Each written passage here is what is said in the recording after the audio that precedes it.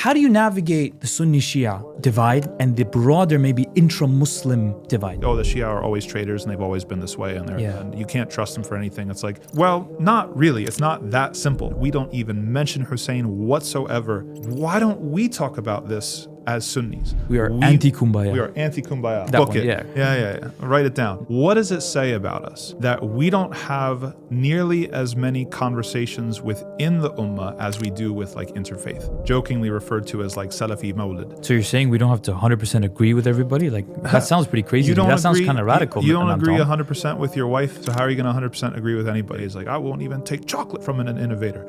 It's like, akhi, come on. تحسبهم جميعا وقلوبهم شتى. Exactly. One of my favorite ayahs. Exactly. Standing in your values and being confident and knowing your worth is really important. There can be a unity of purpose, even if we don't unite on much after that.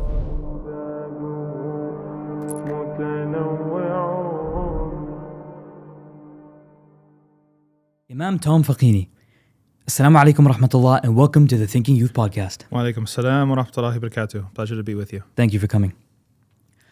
A lot of young Muslims are exhausted. We're sick and tired of the constant online debates, purity tests, refutation culture.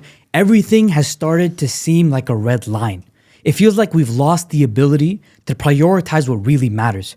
I mean, especially in MSAs and ISOCs, it's always just debate after debate after debate, this bickering, this division. It feels tiring and it's difficult, especially as organizers or people trying to do, great things for the Ummah. But in your view, how do we practically get people to move past this mindset and think bigger? Bismillah, alhamdulillah, salatu rasulillah.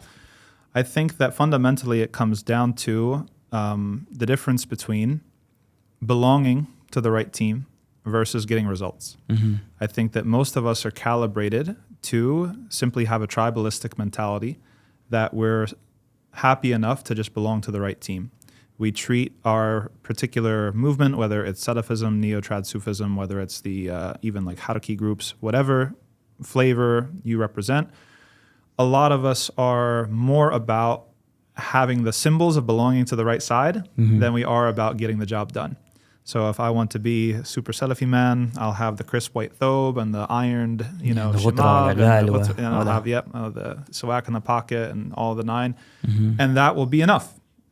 It won't necessarily come into what's my impact, what's my results, how do we measure that, what are the metrics for success? Because I belong to the right team, I channel that or project that, signal that to others around me. They signal back that they belong to the right team, and we're good. We're the saved sect, so, good for us. And the same with Neo-Trad Sufism and other groups as well. So we need to move from a simply belonging mentality to getting measurable results. What are we after? What are we trying to accomplish? And there's things, honestly, that everybody, no matter your flavor of Islam, wants. We want people to stay Muslim, right? We want Islam as a cultural force to become more and more significant. We want mosques and halal food, and we want to solve the marriage crisis. We want all of these things that it doesn't matter which side of the aisle you're on. These commonalities, There's many common things, tasks, right, that we actually have in front of us that we have to work on. The problem is that is harder to do than just to be on the right team. Yeah. And so we need a little bit of humble pie. There's a nice saying in Turkish, which is sen a ben a bu ne kimsa. It's like you're a landlord, I'm a landlord who's going to milk this cow. Now we can call ourselves any titles that we want, but at the end of the day there's work to do, and we have to start converting our conversations to how do we get the work done? What does success look like? How do we plot the course towards that success? And how do we measure whether we're actually moving the needle or not? Speaking of moving the needle, see, I think it's like, yes, there's theology, and we'll get into that. Yes, there's principles and very important conversations. But the reason I wanted to bring up today is because it's sickening. Like I'm tired of acting like we're in a vacuum of just theory, whereas we see the realities of the Ummah. It begs the question: why aren't we talking about this more often? Why aren't we talking about unity? Why are we consistently just obsessed with the sectarianism? And I say that because right now, as we're watching, there's a genocide in Gaza happening. Absolutely. Kashmir is occupied, and we don't even talk about Kashmir enough, but Kashmir is being brutally occupied. The crisis in Sudan is getting worse and worse and worse and worse. Again, we put it under the rug. So these are legitimate causes, many, many more. Mm-hmm. So in this context, how do young Muslims, whether they're activists, students, imams, khatibs, people in the MSA, or just a regular young Muslim trying to navigate stuff, how do you navigate the Sunni-Shia divide and the broader, maybe intra-Muslim divide? Yeah, that's a good question. I think you brought up the issue of unity, and we usually have two extremes when it comes to the unity issue. One, we have people that just want to sweep everything under the rug and say we just have to hold hands and sing kumbaya, and then the khilaf is going to come back. That's not true. That's actually a gross simplification of the work that we have to do. And I think that there's a commonality between this question and the last question, that there's certain off-ramps and shortcuts that we try to take that are just really avoidant of doing the work that actually needs to be done. But then there's the other extreme, which would be just doubling, tripling, quadrupling down on your preferred flavor of Islam in an extremely narrow sense, in that the only way for us to liberate Palestine is if everybody agrees with me, right? Whatever your flavor is. If you're, again, of the Salafi persuasion, everybody has to fix their aqidah, and we have to get rid of the Jahmis, right? Or the Jahmis have to see the light, and then we'll be restored to glory. Or if you're a neo-trad Sufi, all of the Salafi Mujassima, they think that Allah is contained to a place and in a direction, and we're not going to be able to do anything until you do that, and you have certain tazkiyah, etc. These are all, again, they're excuses. They're shortcuts to doing the work. And I think that understanding what that work is really essential, because it also is not as simple as just ignoring these things. We have to recognize that we have very deep differences within the Ummah. And also we need to recognize that some of the differences that even aren't so deep, such as let's talk about fiqh differences, right? Between madhabs, Sunni madhabs. There were times in our history where those differences led to violence between the Shafi'is and Hanafis, between Hanbalis and Shafi'is, and vice versa. So how do we account for that in Islamic history? Were they just wiling out, going crazy? Or was there a structure or certain escalating devices or factors that led to certain differences boiling over to a certain degree that actually became a larger problem than the initial difference itself? And because if we know the qawaid fiqhiyya, the general principles of the fiqh, that sometimes you're able to sustain and tolerate a lesser harm if it's to avoid a larger harm, right? So there can be a scenario in which we tolerate a lesser harm, such as a misguided sect. Let's just say, we're not asking you to shelve your opinions, or you could say that they're misguided.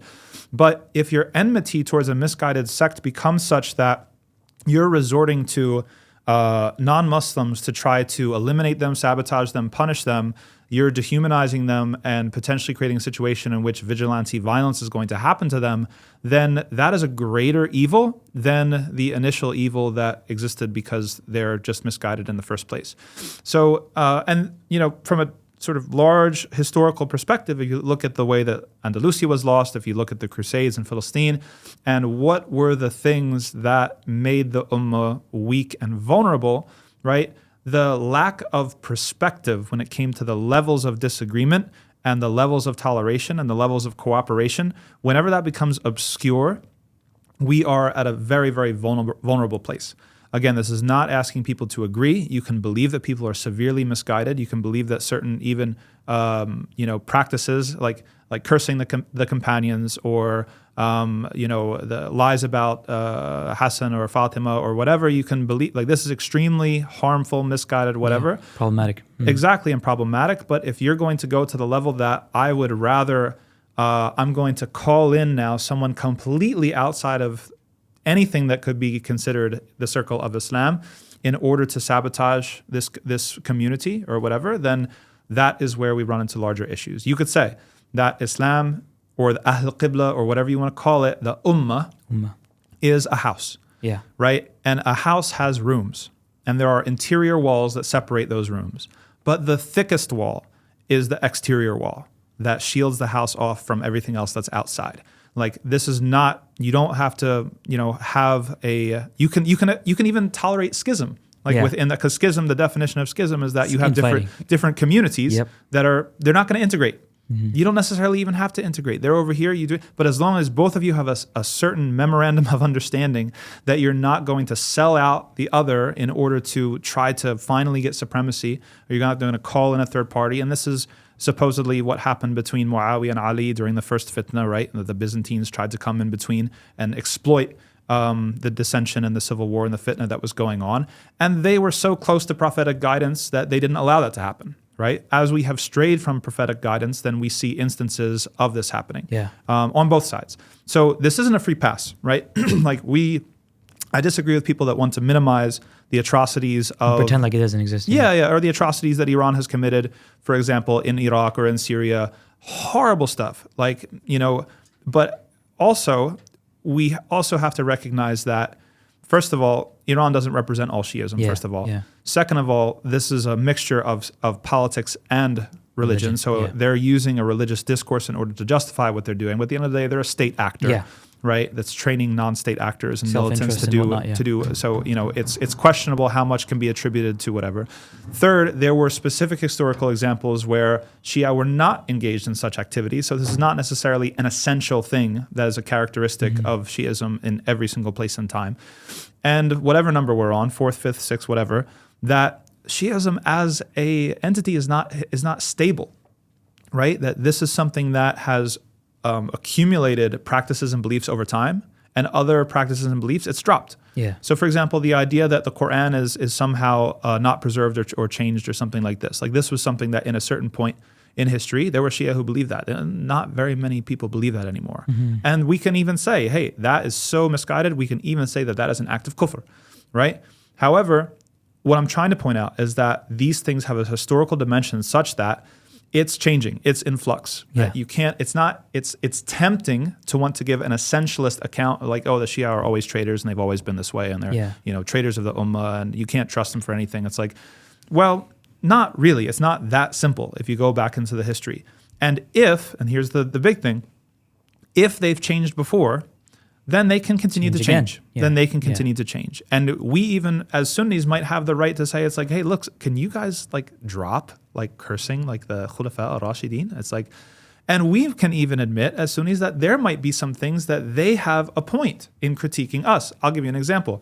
How many times does Ashura pass by and we don't even mention Hussein whatsoever in the masajid? I was in California doing a week-long retreat on sacred activism, Islamic activism, and I picked up the newsletter. It was the 1st of Muharram. I picked up the newsletter for the masjid, and it was all about Ashura. Nothing. And I was like, look, we've got Musa, we've got the Prophet ﷺ, great. Nothing on Hussein. Why?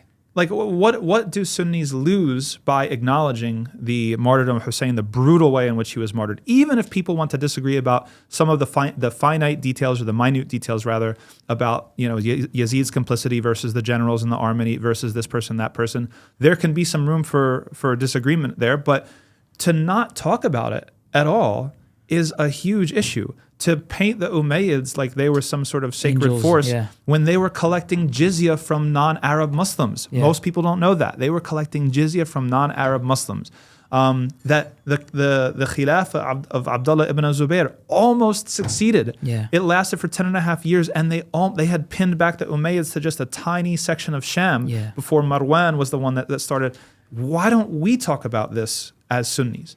I mean, people would maybe take exception with this, but if you're in a marriage, right?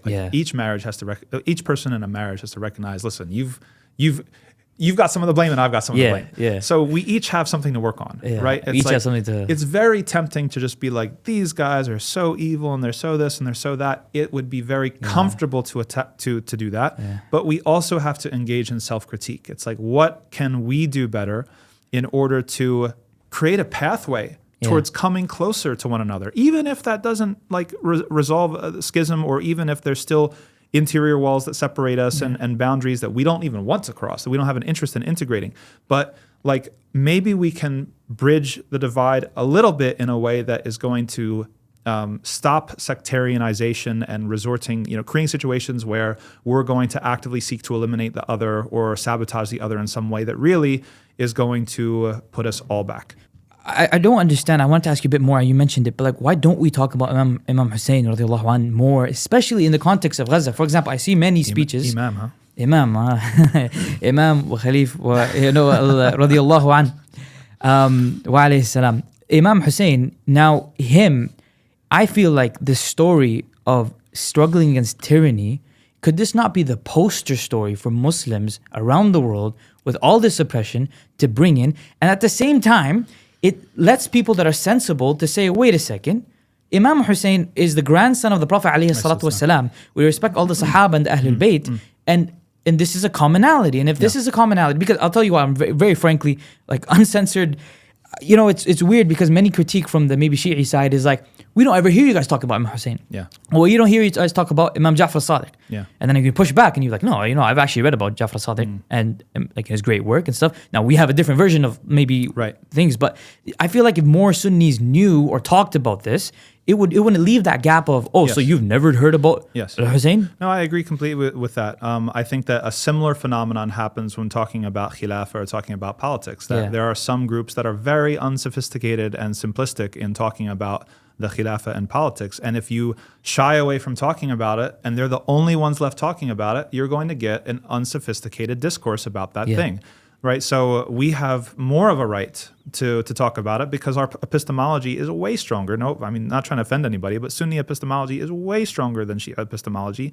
Our books and our methods of verifying textual criticism and hadith criticism and stuff like that is very, very strong. Right, so when we are putting sources on the table, I would favor our sources any day of the week.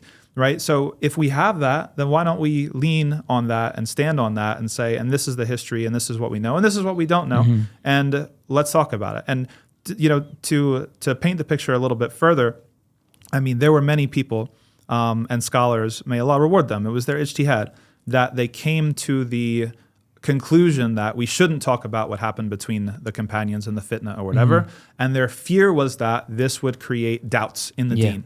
But I think it's fair to say that we can even grant that ijtihad might have made sense in certain specific times and places, but we have reached a global digitalized world where now information is available to anybody who wants it in languages, AI, we've got too much information. Yeah. And so if that's the scenario, then does that tactic work anymore? It doesn't, in my opinion. Like, you're ceding ground to just the people who are peddling misinformation to fill in some sensationalist stories about what happened and exaggerate this and leave out this, right?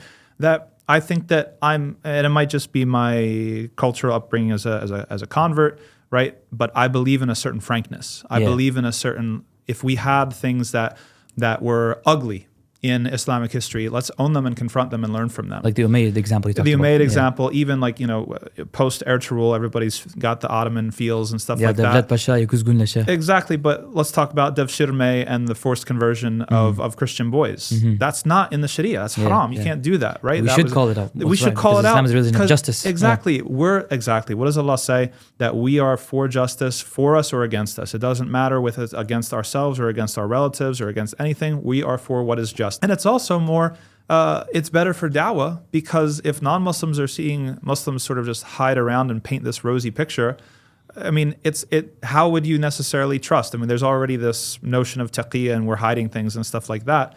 It plays into that concept. It's like, we don't want to hide around. Like, we can call out and say, when the Ottomans did this and that, it was wrong, and we disavow that. When the Safavids or the Mughals or whatever, anybody like did something, it's not the Prophet alayhi salatu wasalam. So we don't have to feel the necessity of defending it as if it were Deen. It's not Deen. And so I think that being a little bit more frank and a little bit more honest on the historical front will also contribute to alleviating some of these problems. Yeah. So from what I'm hearing from you is like the idea that, okay, we acknowledge that, there is a room of conversation. There is an idea that it's within one house. There's going to be differences. Let's not pretend like there's no differences. Let's be blunt about them. But the idea is not be blunt. It's like, let's be blunt for the sake of, the husband and the wife, that the wife is wrong or the husband is wrong, but blunt for the sake of it's the truth. Right. That even if we do wrong, we should say it. If someone else is wrong, absolutely, we should say it. So the idea is, because I want to make that very clear, because it's the idea of also when they do it, it's fine, but when we do it, but when right? Like it's that's not the mentality. The idea is across the board, no matter who does it. Absolutely. forget the labels. Wrong is wrong, right is right. So That's right. And on top of that, I want to come to the question of cooperation. Like there's da'wah al birr wa taqwa. That's exactly what I was going to say next. Yes. You calling out what's wrong with what you believe somebody else believes and practices does not negate the possibility of you doing anything with them. Go pick flowers once a year together. I don't care. Like feed the poor. Do something completely innocuous that doesn't trigger any sort of sensitive controversy or whatever. Fine, no problem. But what does it say? Check this. What does it say about us that we don't have nearly as many conversations within the ummah as we do with like interfaith? Wow, yeah. What does that say about us? Is interfaith really just sort of a Trojan horse for like social mobility and acceptance? I haven't seen any intra-faith. There's no interfaith that, conferences. There's no whatever, and it doesn't have us. to be. It doesn't have to be like again kumbaya. I don't think like for example there was like an event that happened a year ago or so. It was jokingly referred to as like Salafi MAWLID, right? Yeah. Because it was supposed to be stripped of some of the things that would normally trigger folks who are Taymiyan or Hanbali oriented or Salafi oriented about istighatha and about some of the lyrics of some of the Sufi rituals about standing up the qiyam or whatever. And to give credit to the organizers, they attempted to strip down these things to a common core of accepted keep beliefs. The essence of it's like it's not on Rabi'a Thani and the 12th of Rabi'a Thani, like it's whatever, but it's around the time, and we're going to have a Sira conference, right? Conference, exactly. And there's going to be some nasheeds, and there's going to, nothing crazy, but it was a very, I appreciated the gesture. It's a really, really good type of event that you have to, and this is similar to a couple or to even having a relationship with a child or whatever. Find things to connect on. If there's no excuse to not find things to connect on. So you're saying we don't have to 100% agree with everybody? Like that sounds pretty crazy. That sounds kind of radical. You don't agree 100% with your wife. So how are you going to 100% agree with anybody? That's ridiculous. Mamdani's been saying this thing. Apparently it's a quote. It's like, if you agree with me on 9 out of 10 things, then vote for me. If you agree with me on 10 out of 10 things, then go see a psychiatrist. Wow. Right? And it's true, right? Mm-hmm. Like we have false expectations, unrealistic expectations when it comes to agreement. We have yet to sort of differentiate the levels, because there's levels to it. There's certain disagreements. Like we wouldn't necessarily extend this to people who believe in like the Ahmadiyya who want to say that there's another prophet after the Prophet. People who reject the Quran. Like there's tons of types of dalal out there of misguidance. But when it comes to people who, they pray 5 times a day, they believe in the Quran, they believe in the Shahada, right? The Prophet ﷺ is the last prophet. Then we have to, that they're in the house, and we have to clearly define who's in the house and who's not in the house. Not in a way that we're trying to go around policing people or enforcing anything, but just like to have that clarity of borders. Yeah. Good fences make good neighbors is the line from Robert Frost. So when I pass the fence, I walk in, ring the bell, whatever, open the key, open the door, have some nice, food or something, relax in my house. I'm on the sofa, and I'm the husband, and then there's the wife, and now we're arguing. So we talked about, okay, wait, everybody has to be calm, rational, understand, and like get to the middle ground. But that also acknowledges that the issues of the argument itself, we're not downplaying that. I want to make clear, because people always bring up the idea that we are Aqidah is important. We are anti-kumbaya. We are not kumbaya people. These are serious issues, and again, we are anti-kumbaya. We are anti-kumbaya. Yeah, book it. Yeah. Write it down. No to kumbaya. No, absolutely not. Kumbaya haram. But what he said. It is about just realizing what to do with that, right? It's like it doesn't necessitate a complete avoidance. And honestly, it's hypocritical, because we say it's like we don't treat the kuffar like that. Yeah. We don't treat interfaith like that. Exactly. I mean, we might need to treat interfaith like that, but we don't currently, right? And even, if you want an asl from the seerah of the Prophet ﷺ, Abdullah ibn Urayqit, who was the mushrik, he was a mushrik, and the Prophet ﷺ employed him and used him to make hijrah, to guide on the way from Mecca to Medina. Wow. So, I mean, these are things that the Prophet ﷺ used the right person for the job, okay? That it wasn't like, oh, you're this nasty, this, and therefore I can't even take chocolate. They used to tell us, back in the Salafi days, like, I won't even take chocolate from an innovator. It's like, akhi, come on. Yeah. Like, you can take chocolate from anybody. Yeah. It's not, as long as it's, halal. Halal, mashallah, no problem. But anyway. Yeah, no, so I find that interesting, because I want to come to a different topic now, slightly, along the same lines of, someone will say, listen, I listened to your podcast. I know about the house. And now I know I got a whole home tour, right? We know every single room in the house now. Right. And we know that there's no Ahbash kumbaya. are over there. Ahbash have their own room. Yeah. And there's no and there's no kumbaya. No. Strictly no kumbaya, right? So, okay, they said, we'll cooperate. Fine, we'll have the discussion between the married couple. It'll be awkward, it'll be weird, it'll be annoying, but we'll have it. Okay, now, but what about taking knowledge? Because the word seeking knowledge, quote unquote, well, I don't mean quote unquote as in it's not important. It is important, but they say, okay, let's cooperate with them in other things. Yes. But maybe this is maybe they have a valid point here. It's like, what about when you're seeking knowledge? Because it's not just about the Shia Sunni or whatnot. It's also about, there's a big culture of, don't take from that guy. Don't take from him. And I don't really know what that means, honestly, because what does that mean? Do I just not listen to him at all? Or like, right. No, I mean, the whole don't take discourse is very overgeneralized. And we punish ourselves with vagaries when we really need specificities, because there is some truth in it, right? It's like you shouldn't take your deen from certain people. Be careful, no problem. You have to. That's like vigilant. nas. That's nas. You know, it's wahi. It's revelation. But what are the concrete applications of that? Because we just gave an example where the Prophet ﷺ relied on somebody for a job that was outside of his field of expertise that wasn't a religious function, right? So are we talking about math, calculus, like science? Are we talking about Arabic? Are we talking about tajweed? Are we talking about, like, what are we talking about? And this is the larger conversation of the whole integration versus segregation issue. Like if we're in the house, let's keep the house metaphor. You might bump into someone in the hallway. Okay, well, upon what terms do you have a conversation with someone in the hallway? Like for tajweed, for example, you might be able to have a conversation with someone in the hallway on tajweed, or about Arabic, or about math, or about whatever.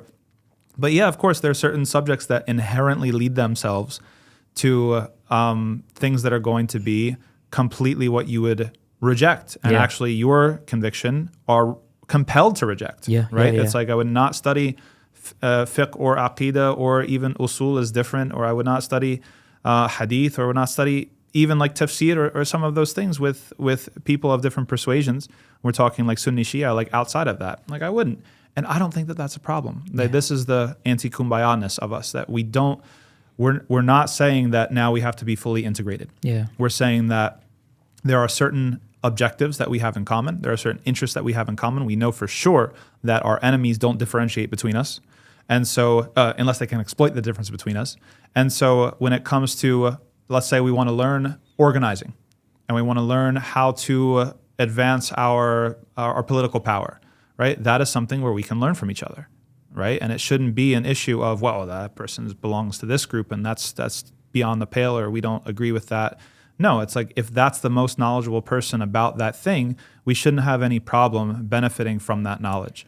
So just before we get to the last couple of questions, like, would you say the ayahs of وَاعْتَصِمُوا بِحَبْلِ اللَّهِ جَمِيعًا وَلَا تَفَرَّقُوا, like that idea of وَاعْتَصِمُوا بِحَبْلِ اللَّهِ, right?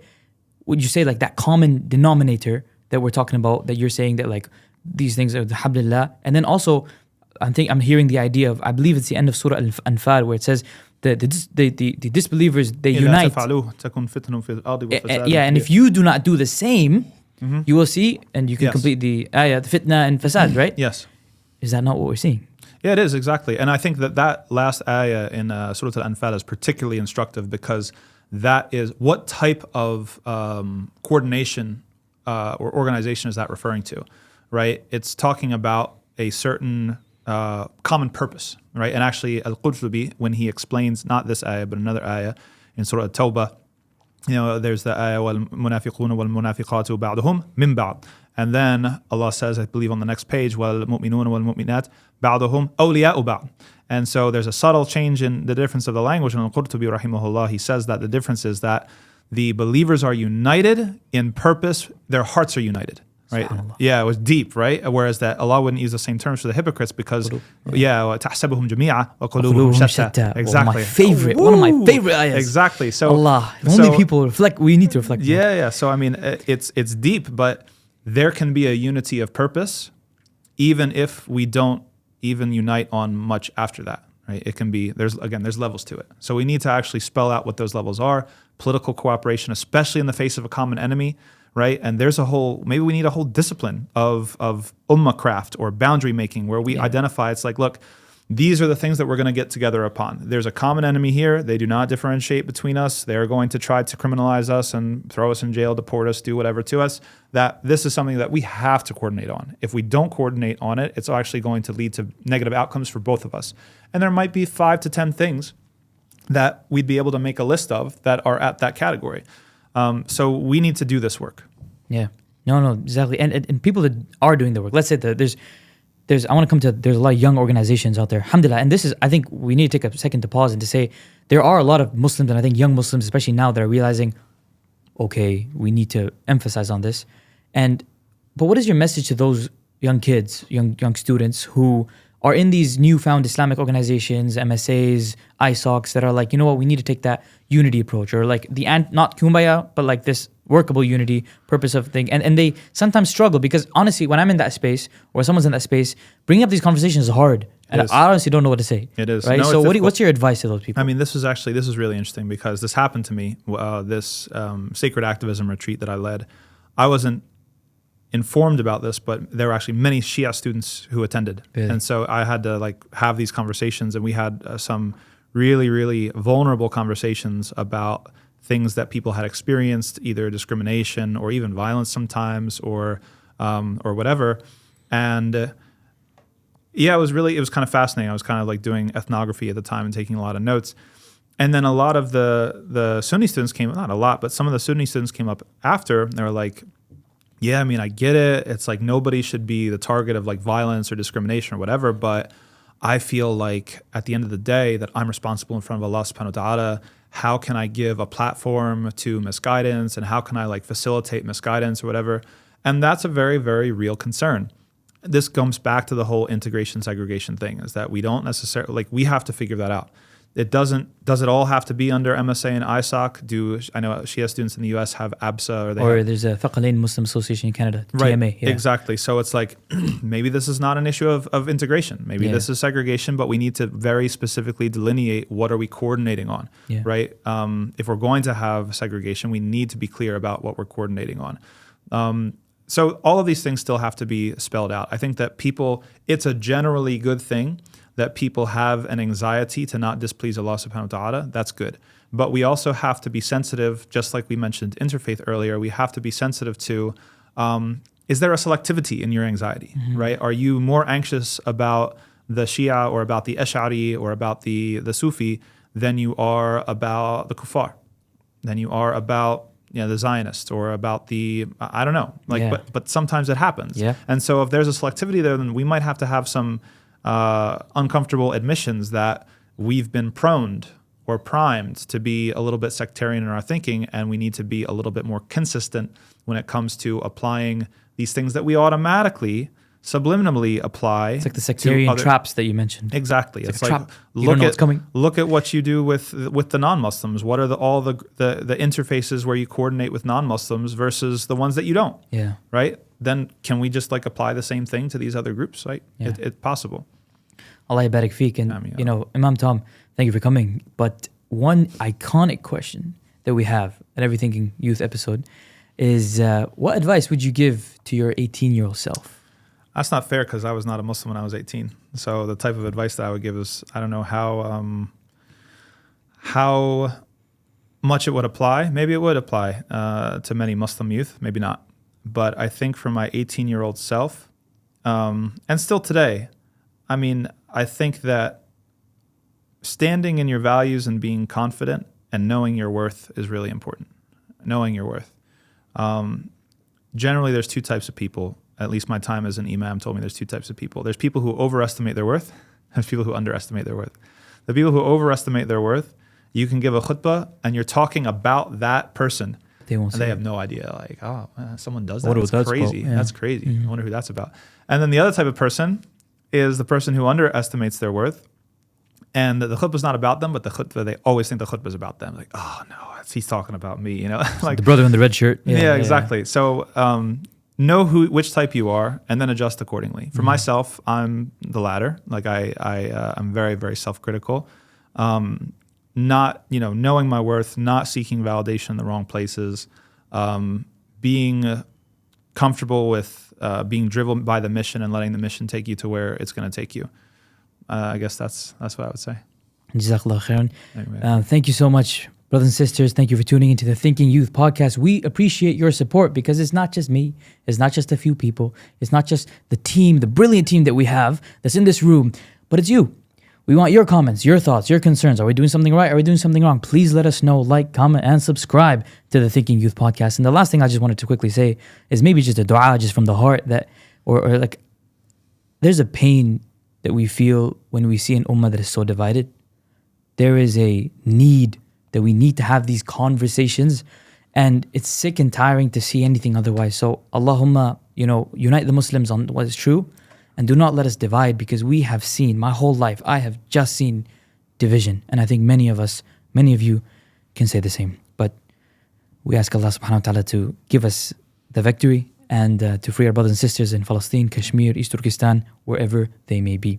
Wa jazakallahu khairan. Wassalamu alaikum wa rahmatullahi wa barakatuh. Please remember to subscribe to our social media and YouTube channels, and head over to our website thinkingmuslim.com to sign up to my weekly newsletter. Jazakallah khair.